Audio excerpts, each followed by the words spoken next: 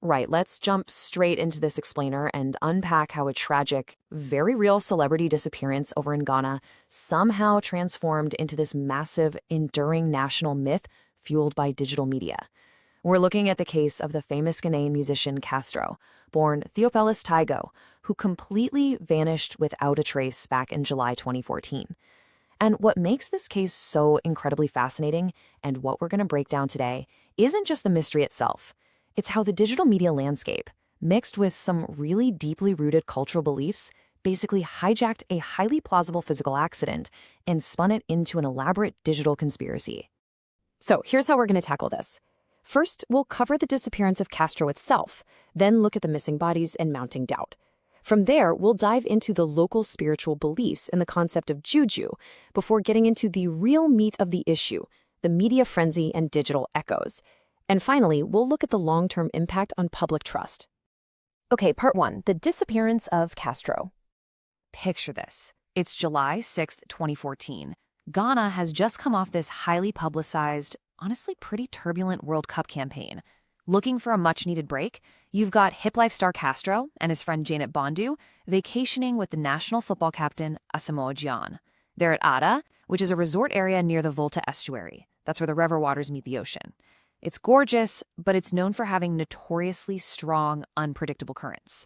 So later that afternoon, Castro and Janet take a jet ski out toward those deeper, far more dangerous waters. By the end of the day, search teams find the jet ski totally abandoned, but Castro and Janet have vanished. Now, the official theory was drowning, but crucially, and this is the kicker, no bodies were ever recovered. Which brings us to part 2, missing bodies and mounting doubt. Almost immediately, the stories started clashing, which is exactly what happens when an investigation lacks a body. The public has to rely entirely on witness testimony, right? But what happens when that testimony fractures? People started asking questions. Were life jackets even being worn? Did Castro actually know how to swim? Did anyone, actually see the moment they went under? What was the precise location of the accident? And had Castro ignored warnings about navigating those tricky areas? When you have contradictory narratives like this popping up everywhere, it severely weakens public confidence in the official, rational account of events. And that leads to a really fascinating psychological pivot point, because with no physical bodies recovered, you kind of have to ask yourself, how does a highly probable tragedy in a dangerous estuary suddenly morph into a full-blown national obsession? Like, why wasn't an accidental drowning enough of an answer for people? To understand that, we need to look at part 3, spiritual beliefs and juju. You see, when you have a disappearance that involves water, a wildly famous musician, and a tremendously wealthy football star, a lot of people instantly view it through a spiritual lens rather than a physical one. In traditional Ghanaian belief frameworks, massive bodies of water like the Volta estuary aren't just water. They're deeply significant, often associated with powerful water deities and supernatural forces. Add to that the concept of juju, which is a form of spiritual assistance that, in local urban legends at least, is frequently linked to massive, sudden wealth and athletic success. So what you have is a physical location already steeped in supernatural history, suddenly colliding with figures of immense modern wealth. It was literally the perfect storm. Because of Asamoah Gyan's proximity to the event, and his status as one of Africa's wealthiest and most famous athletes, the public imagination just ran wild. It connected this tragedy to broader, totally unproven narratives. Rumors started swirling that this wasn't an accident at all, but some dark occult practice, a hidden spiritual transaction required to maintain football fame. Now, I want to be super clear here. Asamoah Gyan strongly and publicly denied all of these allegations as malicious and completely unfounded. There was absolutely zero evidence linking him to any wrongdoing. But without a physical body to prove otherwise, those rumors took on a life of their own in the public discourse. And that leads us right into part 4, media frenzy and digital echoes. Think about the stark contrast between the facts and the fiction here. On one hand, you have the official explanation, a tragic, accidental drowning with absolutely zero material evidence of foul play. But then, you look at what was actually dominating the internet. Sensational claims of ritual sacrifice, staged disappearances, secret murders, elaborate government cover-ups.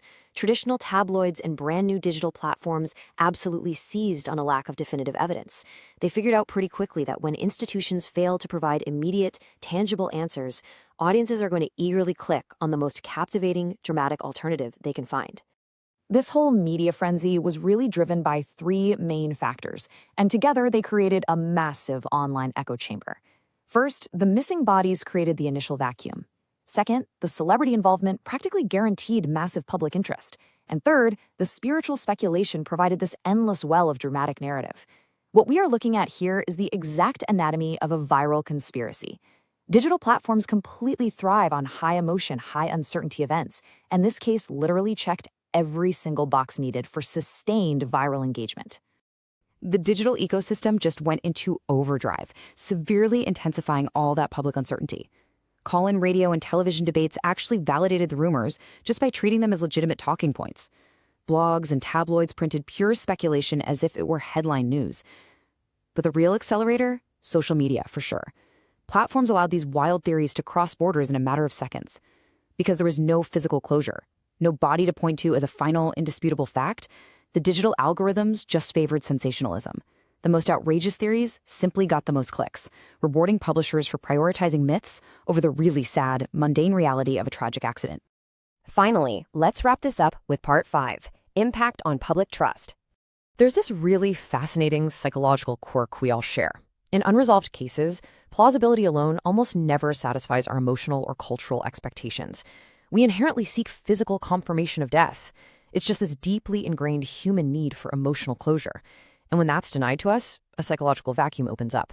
As we've seen, plausibility, the highly likely fact that Castro simply drowned in a dangerous current, is, well, boring. It doesn't satisfy the cultural expectation of a grand narrative, especially not when staggering wealth and massive celebrity are involved. This whole situation revealed so much about how quickly public discourse will abandon evidence-based analysis for speculative narratives. It deepened this pre-existing public distrust of elites and official institutions. It highlighted a very real, palpable societal fear of hidden power structures, the idea that the wealthy get to play by different, darker rules. It also brilliantly demonstrated that celebrity worship is a total double-edged sword. Adoration can flip into intense symbolic suspicion literally overnight. Ultimately, the relentless media cycle helped transform a missing person investigation into permanent urban legend. So I want to leave you with this provocative thought. The disappearance of Castro isn't just a Ghanaian mystery. It is a perfect case study of modern media consumption. In an age driven by digital algorithms and click-based economies, we really have to ask ourselves, when we are faced with a void of uncertainty, do we actually want the truth, or do we just want a better story? Thanks so much for joining me for this explainer. I hope this breakdown offered you a fresh perspective on exactly how